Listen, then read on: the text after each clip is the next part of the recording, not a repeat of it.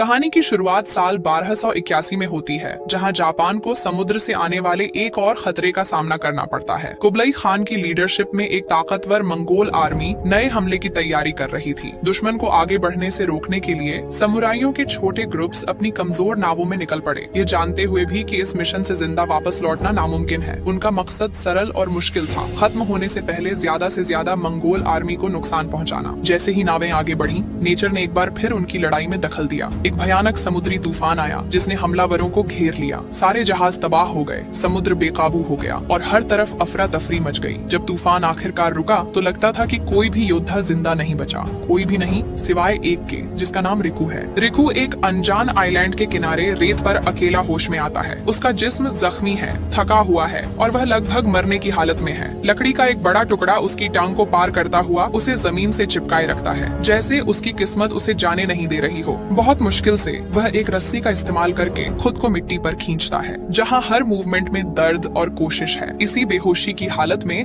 रिकू को मिट्टी में गिरे एक लड़के की बॉडी दिखती है। जब वह उस लड़के की बॉडी के करीब जाता है, वह लड़का अचानक उठता है और ऐसे भाग जाता है जैसे उसे कुछ हुआ ही न हो। परेशान और हैरान होकर समुराई को एहसास होता है कि उसका दिमाग उसका साथ छोड़ रहा है। फिर भी वह अपनी टूटी हुई तलवार तक पहुंचता है और हिम्मत करके अपनी टांग से वह लकड़ी का टुकड़ा निकाल देता है। जख्म का इंतजाम करने के बाद वह बीच पर घूमता रहता है, यह जाने बिना कि वह अगली सुबह तक जिंदा रहेगा या नहीं। उस रात रिकू एक गुफा में गुजारता है, जहां आधी रात को उसे वह लड़का फिर दिखाई देता है। वह बिना सोचे घने जंगल में उसका पीछा करता है, मगर वह साया पेड़ों के बीच गायब हो जाता है। धीरे धीरे ये साफ हो जाता है कि वह बच्चा कोई और नहीं बल्कि उसका अपना बेटा था। सुबह होते ही ये हेलुसिनेशंस जारी रहते हैं। इस बार रिकू को अपनी बीवी दिखती है। वह बीच पर चलता है और उसे लगता है कि उसे अपनी बीवी की बॉडी मिट्टी में गिरी मिली है, पर जल्द ही समझ आता है कि यह सिर्फ उसके ढके हुए दिमाग का एक और धोखा था। फिर भी उसके सारे साथियों की आवाजें उसके दिमाग में गूंजती रहती हैं। उसका दिमाग अभी भी पास्ट में फंसा हुआ है। अपने दिमाग से लड़ते लड़ते थक कर रिकू फैसला करता है कि अब हार मान लेने का वक्त आ गया है। वह आगे बढ़ता है, अपना अंजाम कबूल करने के लिए तैयार। उसी पल सारी आवाजें अचानक रुक जाती हैं। खामोशी सिर्फ उसके सामने दिखने वाले नजारे से टूटती है। दूर एक पहाड़ नजर आता है जो बिल्कुल माउंट फूजी जैसा है। वह चीज जो उसके लिए इज्जत और मोहब्बत की निशानी है। वह मंजर उसके अंदर फिर से जिंदा रहने की एक उम्मीद जगा देता है। एक नई हिम्मत के साथ वह लकड़ियां इकट्ठी करके आइलैंड के अंदर ले जाने लगता है। इस मेहनत के दौरान उसे एक बड़ा झरना मिलता है। उसका साफ पानी उसके जिस्म और रूह को तरोताजा कर देता है। शिपरेक के बाद पहली बार उसे उम्मीद महसूस होती है। वहाँ से वह खाने की तलाश शुरू करता है, जिंदा रहना और अपना ख्याल रखना सीखता है। अपनी तलवार के एक टुकड़े को तेज करके रिकू लकड़ी काटना शुरू करता है। वह छोटे मोटे औजार बनाता है, जैसे कोयले से स्याही बनाता है और बालों से एक ब्रश तैयार करता है। अकेला और जख्मी होने के बावजूद वह आइकाई लिखने का फैसला करता है। लिखना उसके लिए जैसे रोज का रिचुअल बन जाता है, अपने ख्यालात को समेटने और दर्द को झेलने का रास्ता। दिन गुजरते हैं, टांग का जख्म भरने लगता है और उसका जिस्म भी धीरे धीरे ताकतवर हो जाता है। थका हुआ रिकू अब भी आइलैंड के एक खास जगह पर लकड़ियां ले जाता रहता है। जीने की चाहत वापस आ जाती है,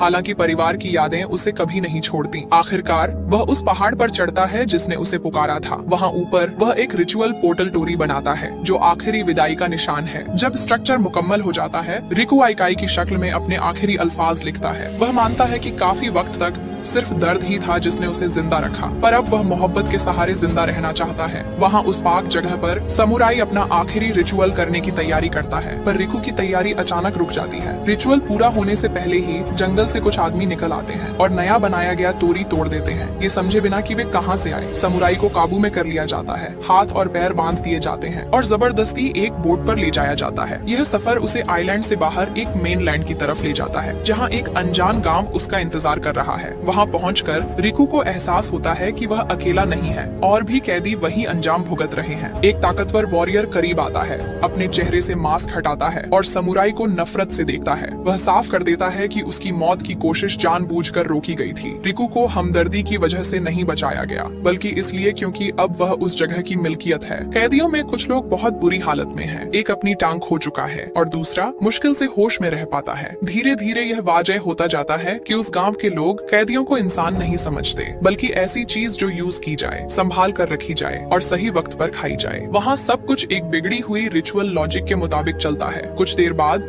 एक शेमन ग्रुप में शामिल होता है। बाकियों के मुकाबले वह रिकू को बड़े ध्यान से देखता है। वह कैदियों को फल खिलाता है, दया से नहीं बल्कि उन्हें जिंदा रखने के लिए। वह समुराई की टांग के जख्म का इलाज करने की पेशकश भी करता है, ये समझाते हुए कि वक्त से पहले मौत उनके लिए फायदेमंद नहीं होगी। रिकू खामोशी से समझ जाता है कि वहाँ दर्द को भी प्लान किया जाता है। खौफ बढ़ जाता है जब एक पहले से जख्मी कैदी की दूसरी टांग भी तोड़ दी जाती है। वही वॉरियर जो ग्रुप को लीड कर रहा था यह सब सुकून से देखता है। एक दूसरा कैदी जो उम्र में छोटा और डरा हुआ है, उनके लिए मजीद जुल्म का जरिया बनता है। दूसरों की तकलीफ उन्हें ताकत देती है। सारे रिचुअल बड़ी आम बात समझकर किए जाते हैं। लाशों को तैयार किया जाता है, उन पर तेल लगाया जाता है और उन्हें अपनी ही जिल्लत में शामिल होने पर मजबूर किया जाता है। रिकू जो बंधा हुआ यह सब देखने पर मजबूर है, समझ जाता है कि वह एक असल जहन्नुम में आ गिरा है। यहाँ कोई जल्दी नहीं, सिर्फ इंतजार है। सब कुछ उस वक्त के मुताबिक होता है जिसे वे लोग मुकद्दस मानते हैं। वह वक्त आता है जब समुराई को बुलाया जाता है। उसे एक रिचुअल वाले बर्तन से खून पीने पर मजबूर किया जाता है। जैसे ही वह पीता है उसका सिर चकराने लगता है, आवाजें वापस आ जाती हैं। इस बेहोशी की हालत में रिकू को अपने बच्चे फिर दिखते हैं। वे उसके सामने वैसे ही आते हैं जैसे बचपन में खेलते वक्त आते थे। वे एक नामुमकिन मांग करते हैं, 50 दुश्मनों के सर। वह याद और उस पल की दीवानगी मिलकर उसके अंदर कुछ जगह देती है। वहाँ के लोग हैरान रह जाते हैं जब समुराई बोलना शुरू करता है। रिकू की आवाज अब मजबूत है और पूरी जगह गूंजती है।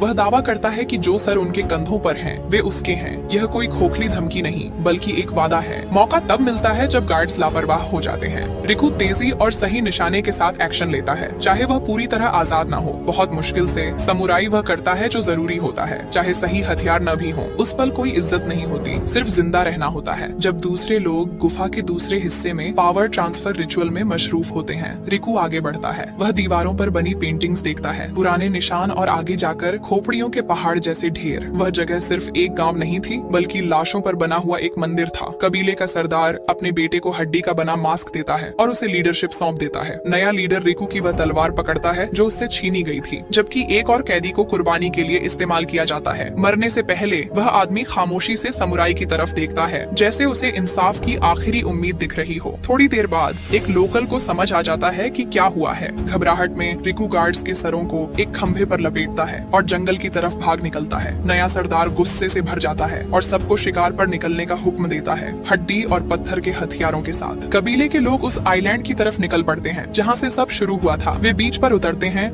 और जंगल में फैल जाते हैं। उन्हें यकीन है कि कैदी भाग रहा है, पर उन्हें यह नहीं मालूम कि अब शिकारी बदल चुका है। जंगल में सिर्फ खामोशी और खौफ का इंतजार है। पेड़ों और झाड़ियों के बीच फैलकर कबीले के लोग ध्यान से आगे बढ़ते हैं। बंदरों की चीखें पूरे जंगल में गूंज रही हैं, जिससे उनका ध्यान भटक रहा है और कदमों की आवाज छुप रही है। एक एक करके वे आगे बढ़ते हैं, बिना यह जाने कि उन पर नजर रखी जा रही है। रिकू सुकून से हरकत करता है। वह सही मौका चुनता है, पीछे से हमला करता है और फिर से घनी झाड़ियों में गायब हो जाता है। शिकारियों को रिएक्ट करने का मौका ही नहीं मिलता और डर धीरे धीरे फैलने लगता है। जिसे वे ढूंढ रहे हैं वह भागता नहीं, न ही घबराकर छुपता है, वह इंतजार करता है। एक खुले मैदान में ग्रुप का एक हिस्सा इकट्ठा होता है। रिकू एक देसी कमान इस्तेमाल करता है और दूर से ही 2 लोगों को गिरा देता है। बाकी बचे हुए लोग लंबी घास में छुपने की कोशिश करते हैं। उनमें से एक गुस्से में आगे बढ़ता है और तुरंत गिर जाता है। पीछे हटते हुए और लोग भी गिर जाते हैं। चलती हुई हालत में भी समुराई अपने ख्यालात लिखने का वक्त निकाल लेता है। अपने आसपास के हंगामे को छोटे और कड़वे अल्फाज में बदल देता है। बाद में शेमन अपने सामने एक शख्स को खड़ा देखता है जो हिलता तक नहीं। वह हिचकिचाता है। जो लापरवाही लग रही थी वह असल में तैयारी थी। जलती हुई आग से गाढ़ा धुआं निकल रहा है जो उनके बिछाए हुए ट्रैप्स और नुकीली लकड़ियों को छुपा रहा है। जब ग्रुप आगे बढ़ता है तो अफरा तफरी मच जाती है।